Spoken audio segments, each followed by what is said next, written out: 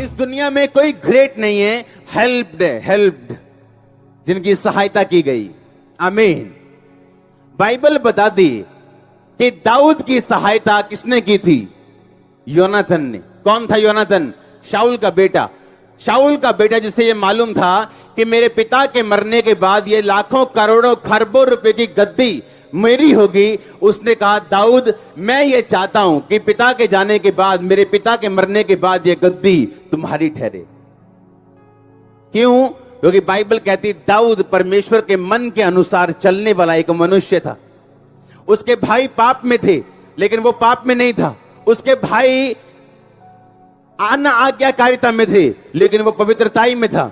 और परमेश्वर ने एक योनाथन नाम का हेल्पर उसके लाइफ में भेजा। बहुत सारे पास्टर्स गिफ्टेड हैं पर कामयाब नहीं। उनको प्रीचिंग करना आता है, लेकिन उन्हें बार बार असफलताओं का सामना करना पड़ता है। जब तक आपको अपने शरीर, अपने गिफ्ट पर भरोसा है, परमेश्वर इंटरफेयर नहीं कर सकता। बाइबल कहती है कि दाऊद, परमेश्वर ने अपने मुंह से कहा था, मेरे दिल के अनुसार चलने वाला बंदा एक मुझे मिल गया और ये मेरी इच्छा को पूरा करेगा। जब आप परमेश्वर के दिल के अनुसार चलते हैं तो परमेश्वर देखता है और आपकी लाइफ में डिवाइन हेल्पर्स को रिलीज करता है। लिखा शमूएल के ऊपर जीवन भर उसके विरोधियों के विरुद्ध खुदा का हाथ बना रहा। और अगर आप शमूएल की लाइफ देखें तो उसने स्वर्ग जाने से पहले अपने लोगों को इकट्ठा किया था और पूछा था, क्या मैंने तुमसे कभी रिश्वत ली है? किसी का न्याय बिगाड़ा है या किसी का गधा रख लिया हो? हां, अपने बुढ़ापे तक उसके विरोधियों में हिम्मत नहीं थी, पलिश्तियों में हिम्मत नहीं थी कि इजराइलियों की तरफ देख भी ले। जब तक प्रॉफिट शमूएल जिंदा था, जब तक खुदावंद का दास जिंदा था। आप लोग क्या निर्दोष हो? हां, बाइबल कहती है दानियेल ने कहा, मैं शेरों की मांद में गया, इसलिए परमेश्वर ने अपना दूत भेज के शेरों के मुंह को बंद कर रखा, क्योंकि मैं परमेश्वर के सामने क्या निकला। और जब दानियेल को निकाल के उसकी चुगली खाने वाले को भेजा गया तो लिखा, अभी वो स्टार्टिंग में भी पहुंचे नहीं थे, शेरों ने उनकी हड्डियां चबा दी थी, उनके परिवार समेत। कहता है इसका कारण क्या? मैं क्या निकला हूं? निर्दोष निकला हूं। ये एक चैलेंज है आपके लिए आज। क्या आप निर्दोष हैं या नहीं? अपने घर में क्या निर्दोष हैं? क्या चर्च में बैठा हुआ एक पेंटर निर्दोष है जो पेंट का काम करता है? क्या आप पेंटर हो? हां। जब घर में घुसते हो, 4 दिन का काम कितनी देर में खत्म करते हो? 12 दिन में।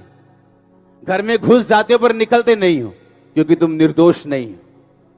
तुम मिस्त्री हो क्या? हां। घर में घुस जाते हो, लेकिन 4 दिन का काम वही 12 दिन में खत्म करते हो, क्योंकि तुम निर्दोष नहीं हो। जब तुम निर्दोष नहीं हो, फर्क कुछ नहीं होगा। लेकिन एक बुरा दिन आता है धर्मी पे भी और एक पापी पे भी, लेकिन धर्मी बचाया जाता है क्योंकि उसका रिकॉर्ड निर्दोष साबित होता है, और पापी उसी संपत्ति, उसी मुश्किल में मर जाता है क्योंकि वो निर्दोष नहीं। क्या आप अपनी फैमिली में निर्दोष हैं? आपकी ननद ने, आपकी भाभी ने या आपकी जेठानी ने आपके खिलाफ चुगलियां की, आपके घर को खत्म करने की कोशिश की, आपके बच्चों को वर्गलाने की कोशिश की, क्या अभी भी आप उससे नाराज हैं या उसके खिलाफ हैं? इसका मतलब आप निर्दोष नहीं। अगर आप निर्दोष हैं, आप अपने आप को बचा के रखेंगे दुनिया की चीजों से। आप अपने बच्चों को खुला तो नहीं छोड़ेंगे कि वो उनको वर्गलाएं, लेकिन आप दिल में कोई भी बुरी बात नहीं रखेंगे, आप दिल में दुश्मनी नहीं रखेंगे, कड़वाहट नहीं रखेंगे। और बाइबल कहती जब निर्दोषता आपकी लाइफ पे आती, एनिमी जितना मर्जी बड़ा हो, वो जितना मर्जी गिफ्टेड हो, जितनी मर्जी ऊंचाई पे बैठा हो, आपका बाल बांका नहीं कर सकता, आपको हिला तक नहीं सकता।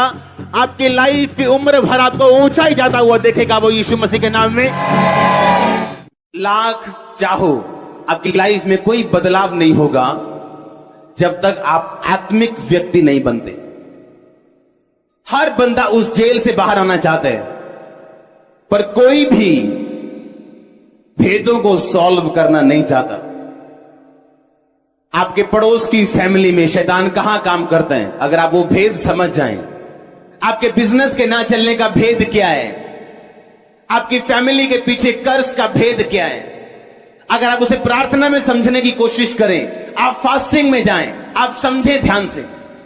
जब मैंने जलंधर में मिनिस्ट्री स्टार्ट की तो लोगों का कहना क्या था, यहां तक कि बिशप्स का कुछ लोगों का कहना क्या था कि जब एक मिनिस्ट्री स्टार्ट होती है, अगर वो एक साल में 100 से अधिक मेंबर से बढ़ जाए तो उसका टूटना लाजमी ही लाजमी है, वो टूटेगी ही टूटेगी।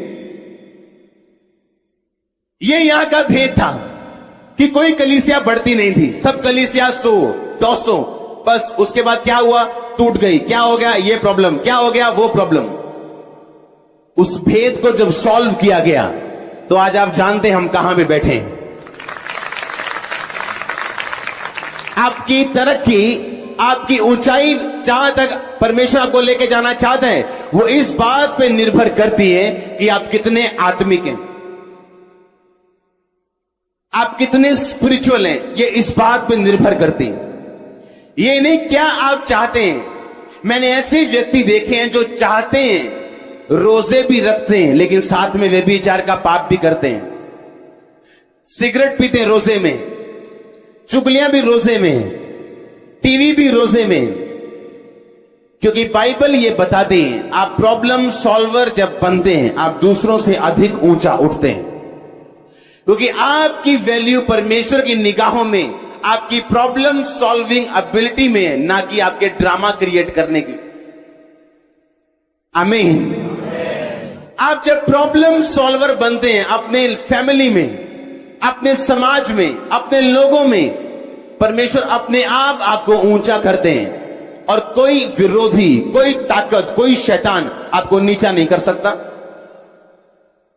आपकी वैल्यू परमेश्वर की मिस्ट्रीज खोजने में, उसके भेदों की बातों को खोजने में आपकी वैल्यू बनती है उसके पीछे। इसलिए मैंने कहा आत्मिक बनना फायदे का सौदा है। आमीन।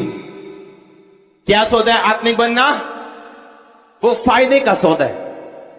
बाइबल बताती यूसुफ ने जब ये मिस्ट्री सॉल्व की और राजे को उसके सपने का अर्थ समझाया तो वो उस देश का प्रधानमंत्री था। जिसने उसको अंदर किया था वो भी उसके नीचे आ गया। 2 साल उसके बारे में कोई बात नहीं हुई, इतना बड़ा मिरेकल करने के बाद भी 2 साल उसकी कोई पूछताछ नहीं हुई। पर एक दिन राजे ने उसके विषय में बात की, आपका फल आने वाला है चर्च, आपकी मेहनत व्यर्थ नहीं है चर्च, आपका फल आने वाला है चर्च, और शैतान आपको मूर्ख ना बनाने पाए, ये मेरी प्रार्थना है। मैंने कहा मैं आपको मसा करता हूं कि शैतान आपको मूर्ख ना बनाने पाए यीशु मसीह के सामर्थ्य नाम में। आमीन। अगर आप बाइबल ध्यान से पढ़ें तो जो लोगों ने मिस्ट्रीज, भेद को सॉल्व किए, वो लोग ऊंचे गए। चाहे आप यूसुफ की बात करो, आप डैनियल की बात करो, सेम किस्सा डैनियल की लाइफ में था। राजे को सपना आया, उसने सब पंडित जोशी सब बुलाए, किसी को उसका मतलब मालूम नहीं था। कहते अपना सपना बताओ। राजा कहता मैं सपना भी नहीं बताऊंगा, मैं अगर सपना बता दूंगा तुम कुछ और ही बना के मुझे सुना दोगे। सपना भी तुम सुनाओ मुझे क्या आया, और अर्थ भी तुम बताओ मुझे क्या आया उसका अर्थ।